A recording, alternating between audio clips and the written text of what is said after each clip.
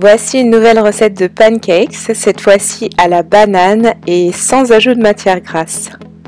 Donc j'aime bien faire ces pancakes là souvent quand j'ai une envie comme ça qui me vient, mais surtout quand j'ai des bananes qui sont trop mûres. Je supporte vraiment pas les bananes quand elles sont mûres, je les aime à moitié vertes. Donc voilà, si vous avez des bananes qui traînent comme ça, c'est toujours pratique de les utiliser dans vos pâtisseries, voire même dans vos recettes capillaires aussi, c'est très bien. On va préparer ensemble les ingrédients. Donc ici j'utilise des cups, c'est toujours ce que je préfère pour les pâtisseries, c'est beaucoup plus simple. Donc vous aurez tous les ingrédients qui se trouveront dans un lien dans la barre d'infos qui vous ramènera à mon article de blog. Et je penserai à faire une petite correspondance pour ceux qui n'utilisent pas de cups. Mais si jamais vous pouvez vous en fournir, c'est toujours hyper pratique. Mais bon, ne vous inquiétez pas, si vous n'avez pas de cup et que vous voulez absolument faire la recette tout de suite maintenant, vous aurez la correspondance en grammage, ce qui vous permettra de faire la recette au mieux.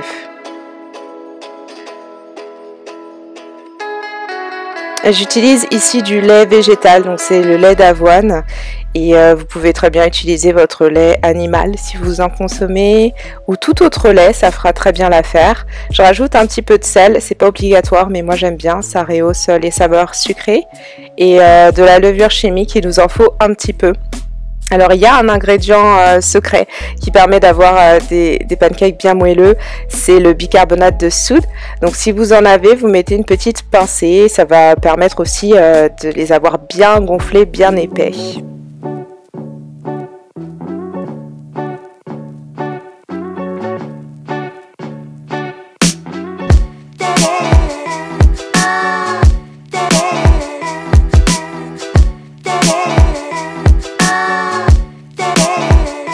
Vous avez vu, j'ai pas pris la banane toute entière, je l'ai coupée parce que celle-là elle était très grande.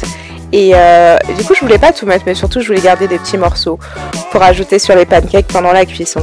Donc je vais ici mettre tous les ingrédients humides.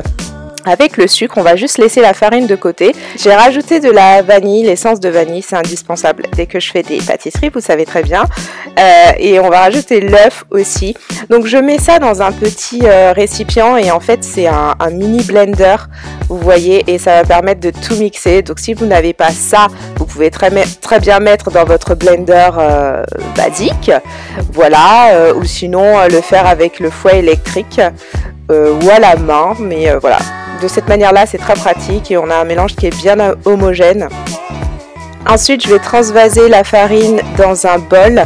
Vous vous souvenez, on avait mis le sel et la levure avec le bicarbonate de soude. Donc, du coup, je mélange le tout pour que ce soit bien homogène, encore une fois.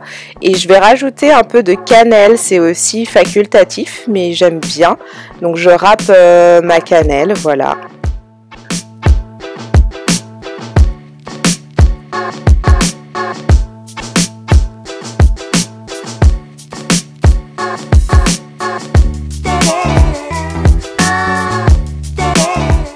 Dernière étape avant de cuire nos pancakes, je mets le mélange liquide qu'on a précédemment mixé dans un grand récipient. Donc bien mettre le mélange liquide avant de mettre la farine, ne faites pas l'inverse parce que sinon vous allez vous retrouver avec le fond très difficilement décollable.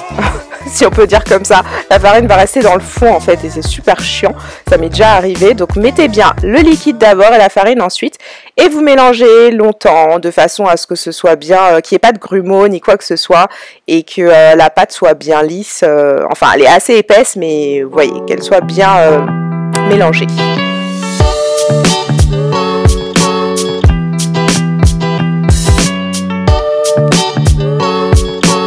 C'est le moment de faire cuire nos pancakes. Donc dans une poêle bien chaude, mettez le feu sur puissance moyenne. Si vous avez 6 niveaux de puissance, mettez sur le 3.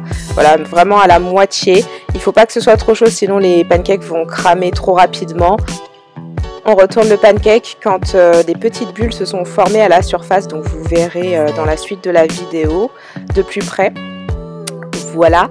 Juste ici, il y a des petites bulles et c'est ce qui nous permet de voir que ça a suffisamment cuit et il est bien doré et déjà très bien gonflé. Donc si vous avez une poêle anti-adhésive, vous n'avez pas besoin de rajouter non plus de matière grasse à ce niveau-là, ça ne collera pas.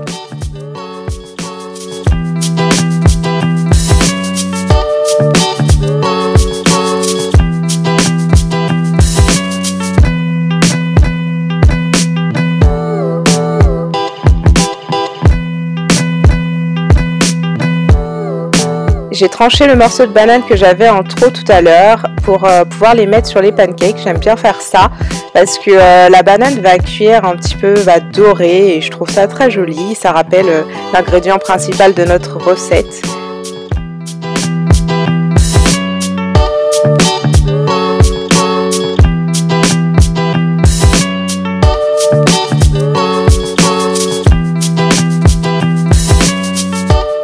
Avec le dosage des ingrédients utilisés ici, on va pouvoir faire, je sais pas, 6 ou 7 pancakes, ça dépend de la taille que vous faites en versant votre pâte.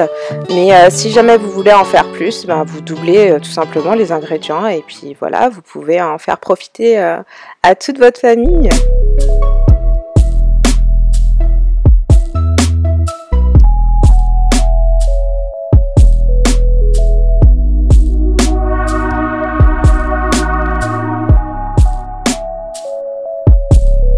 Les pancakes sont prêts. Si jamais vous voulez les conserver, si vous n'avez pas tout mangé, je vous conseille de les mettre dans du papier aluminium, ça les gardera bien moelleux. Ici, on va pas se refuser un petit peu de sirop d'érable, hein, c'est bien la tradition avec les pancakes et c'est vraiment délicieux. Régalez-vous, gros bisous et à bientôt dans une prochaine vidéo.